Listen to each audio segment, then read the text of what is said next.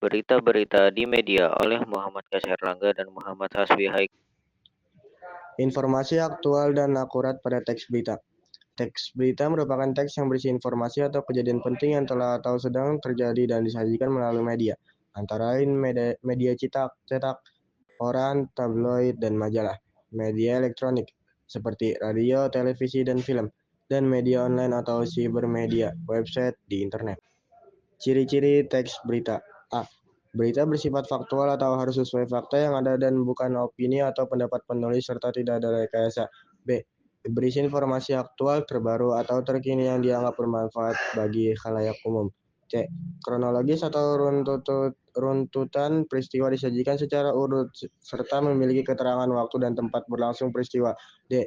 Isi berita jelas dan menggunakan kalimat sederhana yang mudah dimengerti. C. Bersifat objektif atau apa adanya dan umum, serta memiliki teknik penyampaian tersendiri agar menarik perhatian masyarakat. Syarat-syarat berita: 1. Faktual, 2. Aktual, 3. Akurat, 4. Lengkap, 5. Berimbang, 6. Menarik perhatian, 7. Kedekatan, 8. Sistematis dan mudah, 9. Dampak.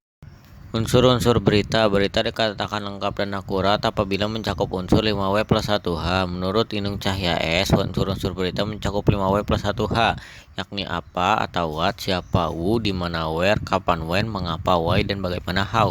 Bagian rumus 5W plus 1H tersebut akan memudahkan pembaca, pendengar, atau pemirsa memahami isi berita. Berikut ini penjelasan ke-6 unsur teks berita tersebut. A. What atau apa.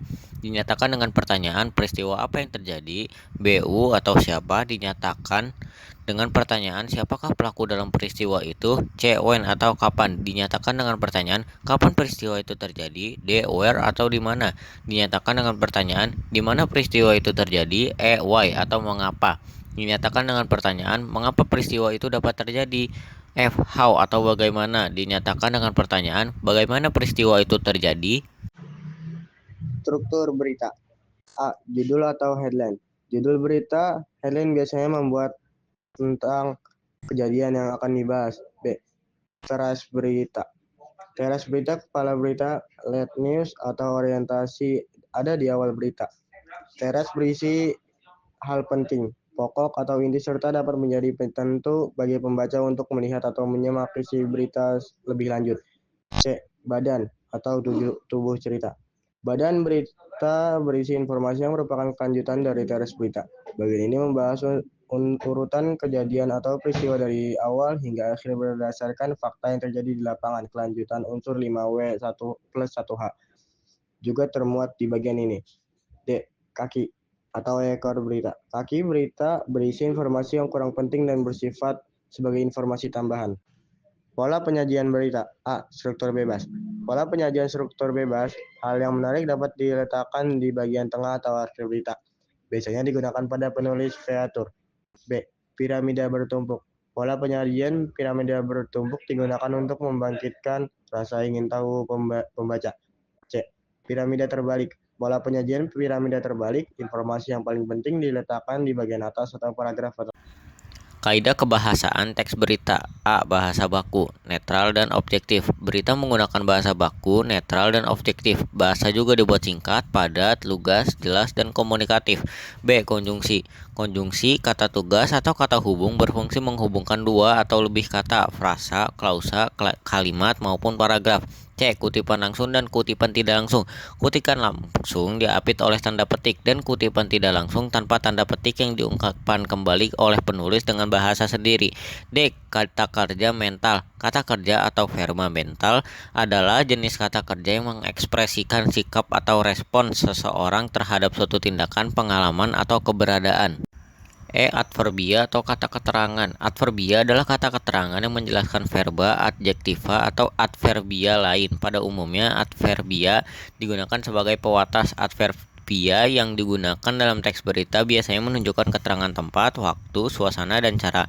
F. Verba transitif dan verba pewarta. Teks berita menggunakan verba transitif, yaitu kata kerja yang bentuknya dapat diubah antara pasif dan aktif. Dengan demikian, saat ditulis dalam bentuk pasif dapat diubah ke bentuk aktif. Begitu juga sebaliknya. G. Bahasa denotatif. Teks berita menggunakan bahasa denotatif atau bahasa yang memiliki makna sebenarnya. Dengan demikian, teks berita tidak boleh memakai kata yang nantinya menjadi ambigu dan menimbulkan kesalahpahaman. Menyajikan teks berita. 1. Penyajian berita secara tertulis. A. Mengumpulkan fakta dan data peristiwa yang bernilai berita atau faktual, aktual, penting, menarik, dan memenuhi rumus 5W+1H. B. Fakta dan data dituliskan berdasarkan rumus 5W+1H dengan menggunakan bahasa jurnalistik. Bahasa jurnalistik yaitu spesifik atau kalimatnya pendek-pendek, baku, dan sederhana. Juga komunikatif atau jelas, langsung ke pokok masalah, dan mudah dipahami oleh orang awam. C. Komposisi naskah berita terdiri atas 1. Judul, 2. Baris tanggal atau nama tempat berlangsungnya peristiwa atau tempat berita dibuat, dan nama media yang memuat. 3. Teras berita. 4. Tubuh berita. Dan 5. Ekor kaki berita. D. Menyunting naskah berita. Koreksi kembali sesuai data dan informasi yang diperoleh. Sunting pula pemakaian ejaan secara tepat. Menyajikan teks berita.